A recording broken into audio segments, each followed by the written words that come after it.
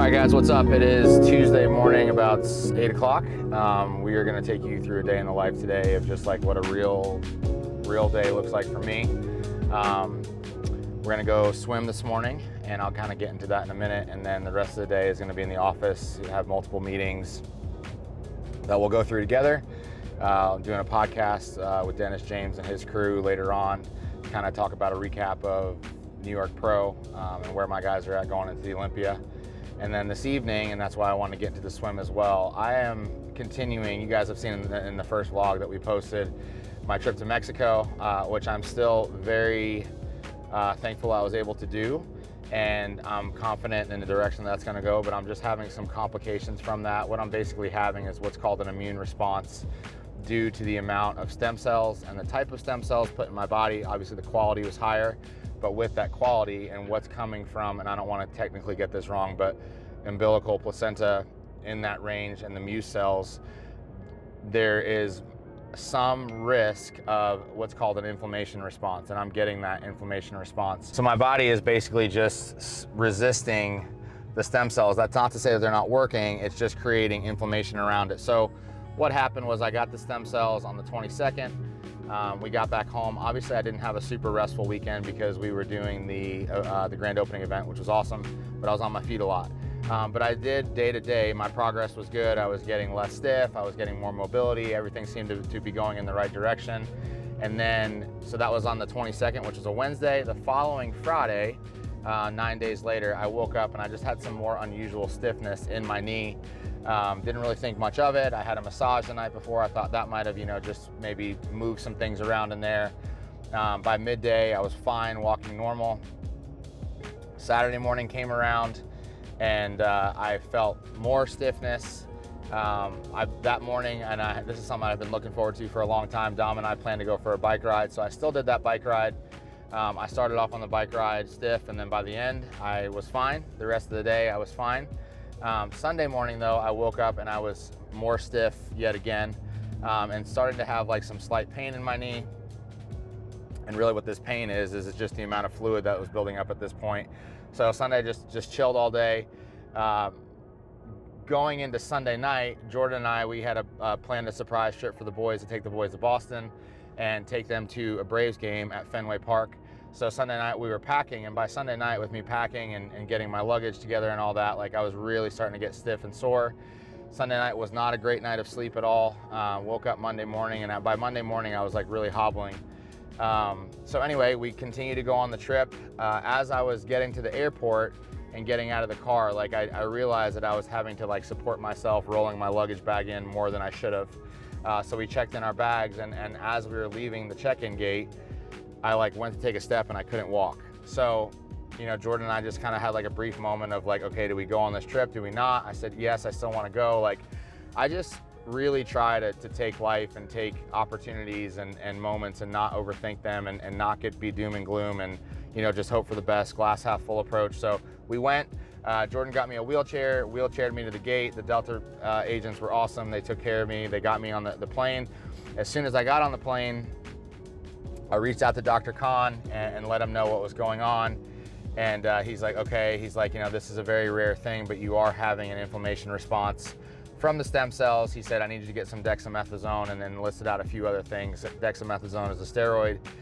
Take it 3 times a day for the next 4 days and you'll be fine.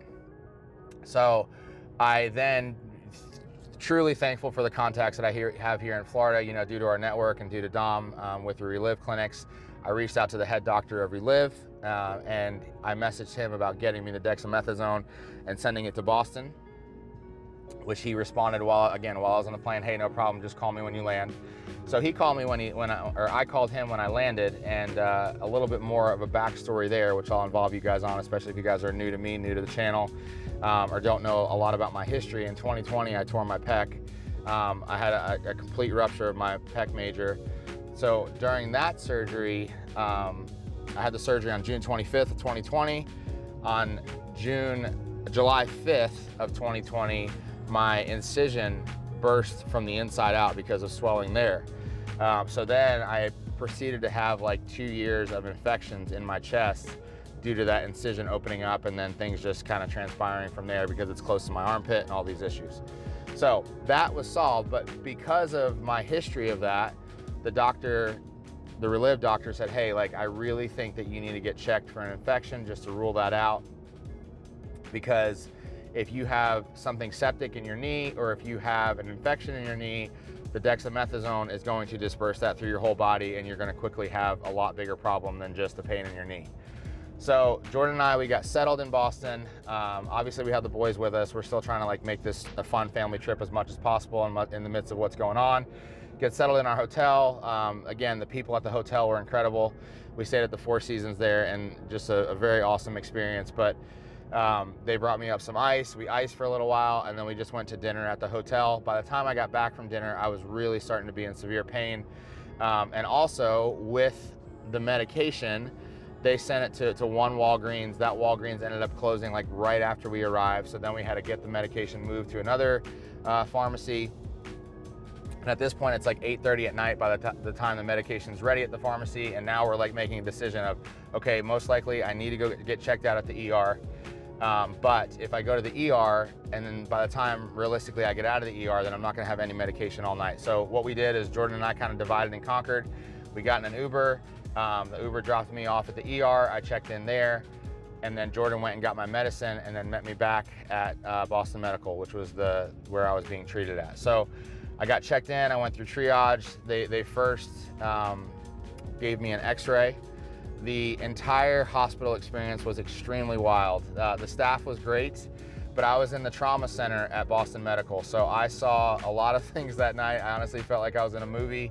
I walked in and after I got checked in, I immediately looked to my left and there's a guy sitting down. His neck was completely gashed open. He had a knife wound. He was like floating in and out of consciousness, holding this gauze on his neck, waiting to be treated.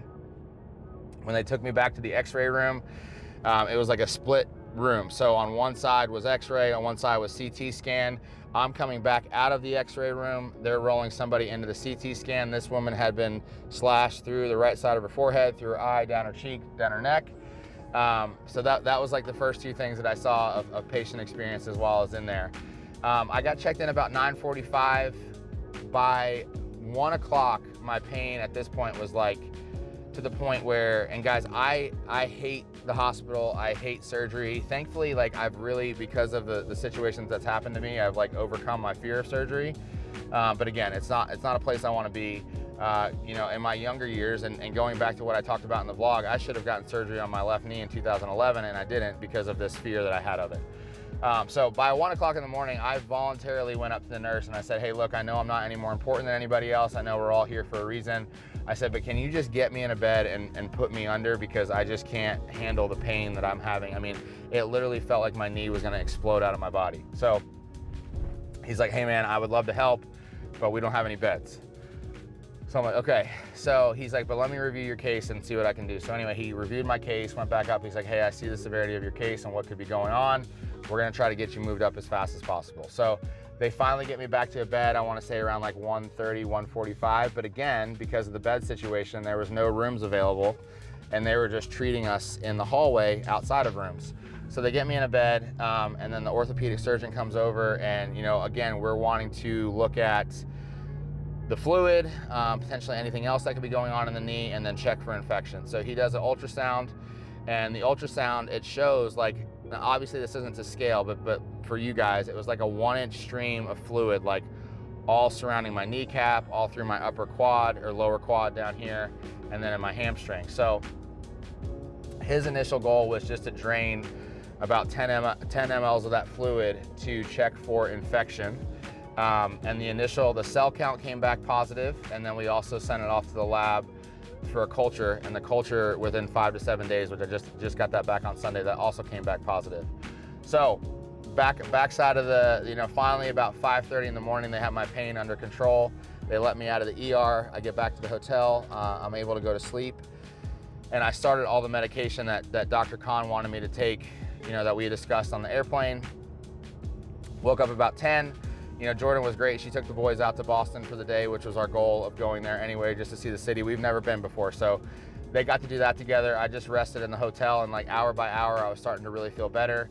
around 3 o'clock, we made the decision like, hey, like we're here for the game. Like if I have to be in a wheelchair, that's fine, but let's go to the game. And I continued to really progress well. So literally like as we were leaving the hotel, I was like, you know what? Like I don't want to mess with the wheelchair. I'll just like walk slow. We'll figure it out.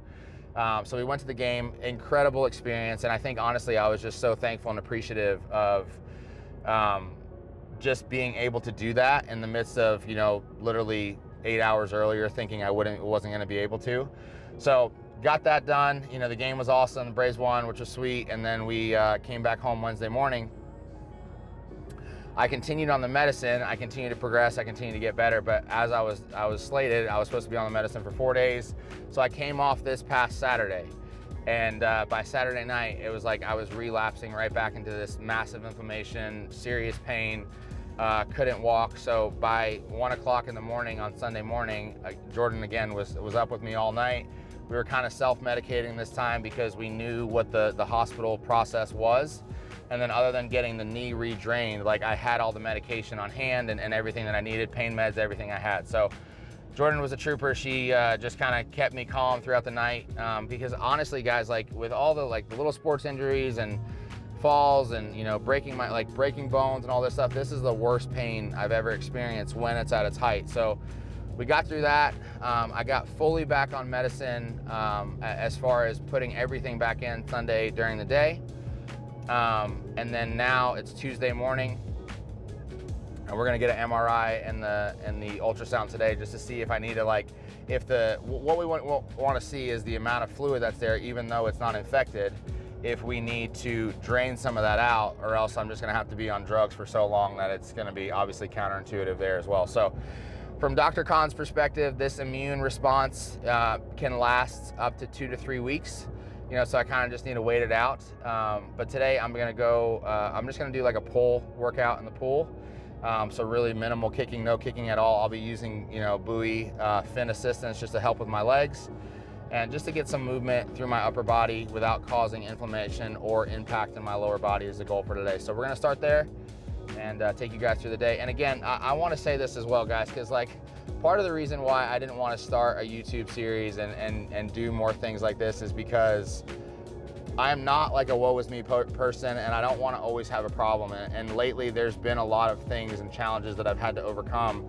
But I figured I'd just take you guys around for it, you know, and if I can't train at full capacity, but you're getting to see what I'm doing. And really for me, this whole venture into YouTube is just creating more of and allowing you guys into who I am, you know, outside of what you might see on Instagram or who you might know me as a coach, and, you know, just really like what I'm all about, what my passions are.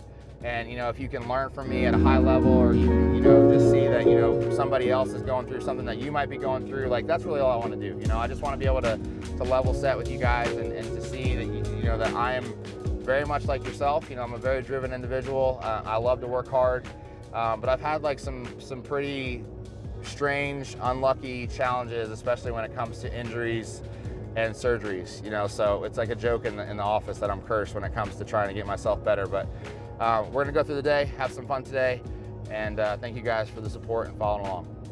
All right, so I'm gonna do a lot of just like upper body work today, minimal leg activation, minimal kicking. Natasha has me working on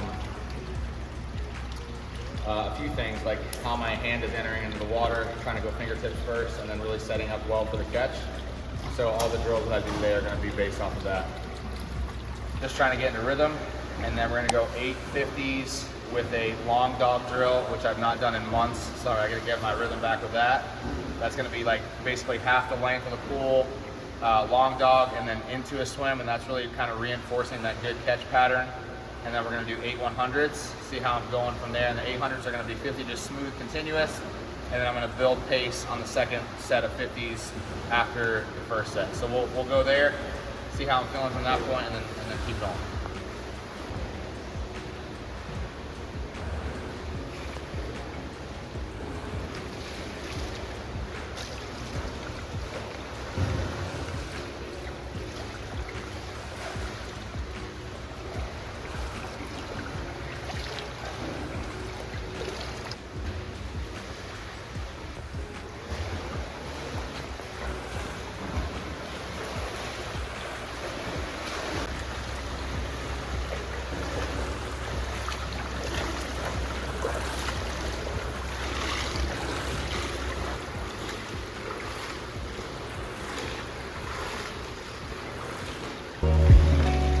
the day now, it's gonna be 8 100s. First 50 is just gonna be smooth and consistent.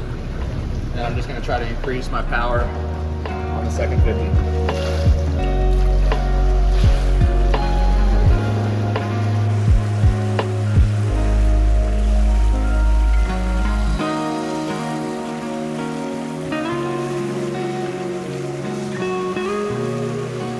Gonna finish off with just a 400 easy, and then that'll be it for today.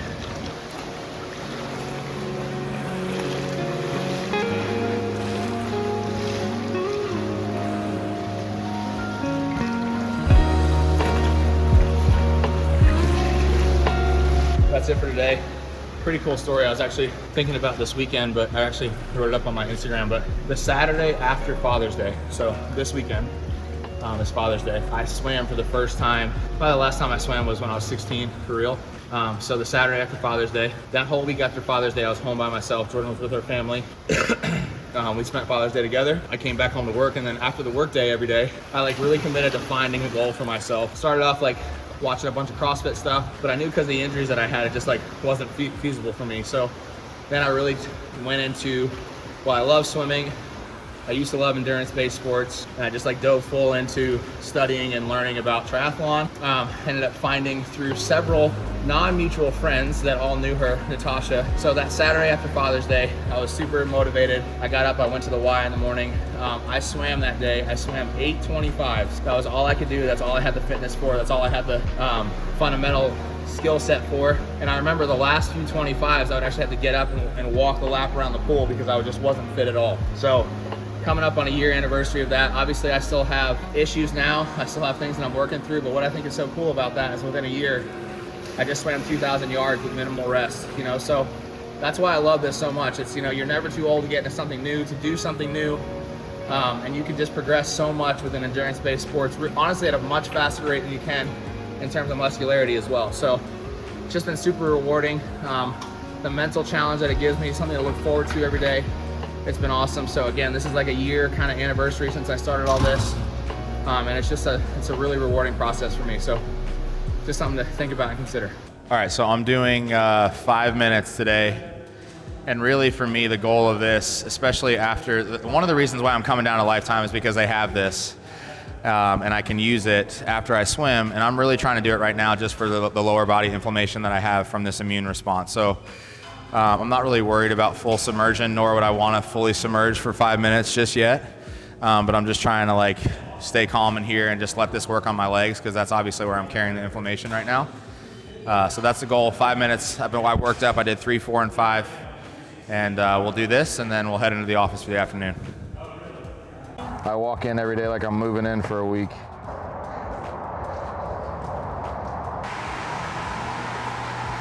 How's it going?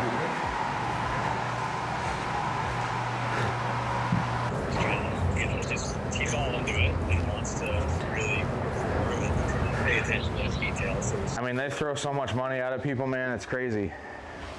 Yeah, but that's been like. So I like the unique, some of the unique positionings, like unique sizes. But the big thing is too, is if we can get it all positioned the right way, have the pricing the right way, how do we drive that awareness, right?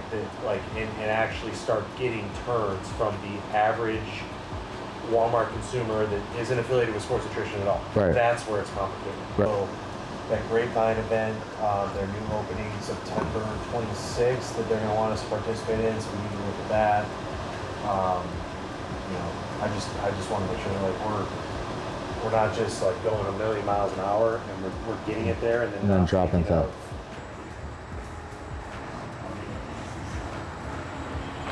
Can't train how I want to train because of these issues that I'm having and stuff like that. So I think those could be like the 3 sectors of it.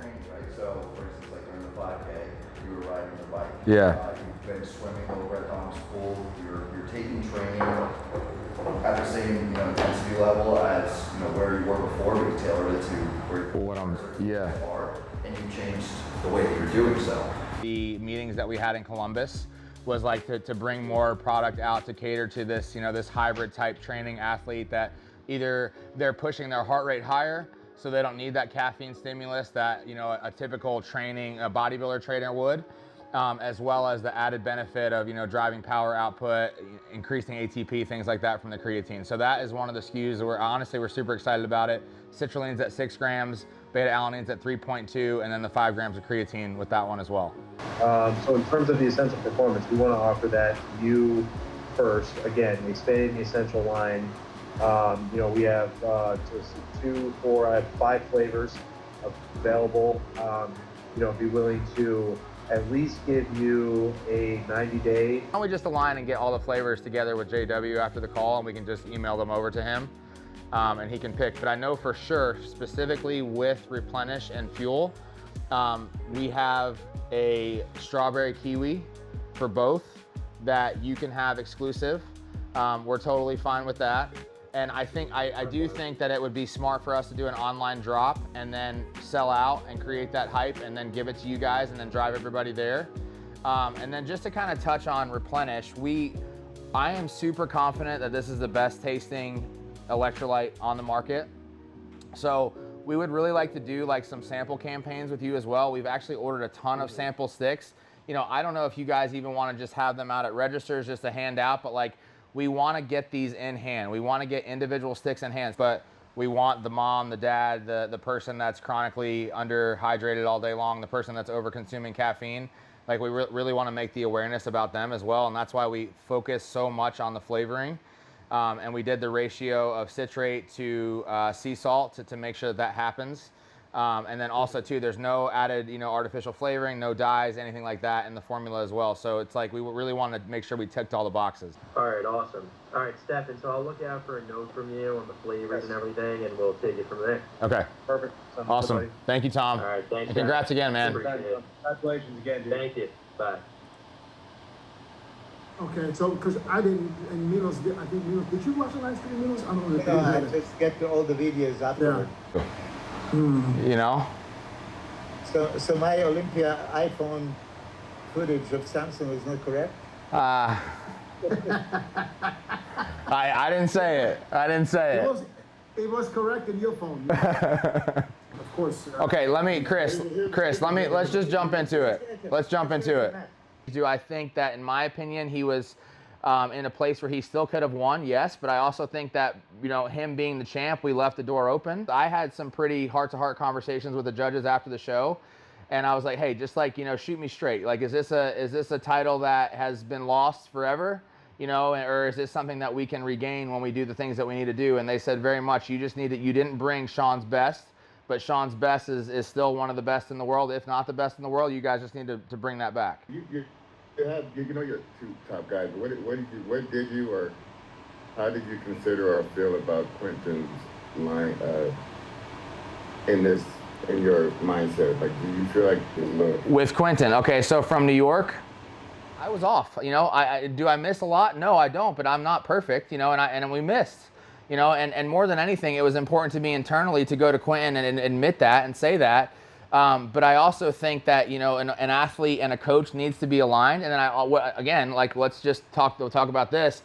Really what's important to me is that the internal communication is there, and then it's not just broadcasted out to everybody.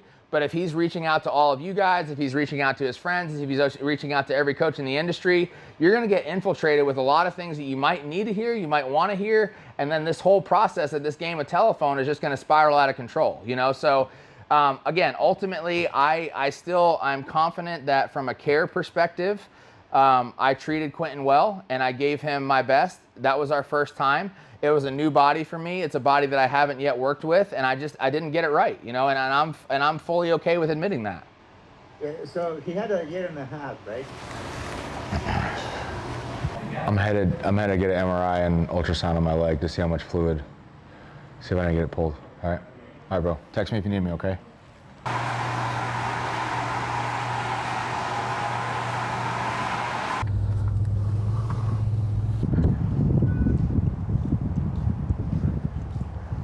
I'm good. Just ready to get this over with to see what we need to do next. I've just really just laid low. I mean, I went and swam this morning, but my swimming is just like it's literally just a pull workout, you know, so no impact there. But I've been trying to reduce any inflammation, so I haven't trained since Friday. But yeah, it's just really frustrating, to be honest. But as far as Nick, let me know how I can help. I also did a podcast today and talked about Nick and talked about you and what we're doing with as far as his ab training.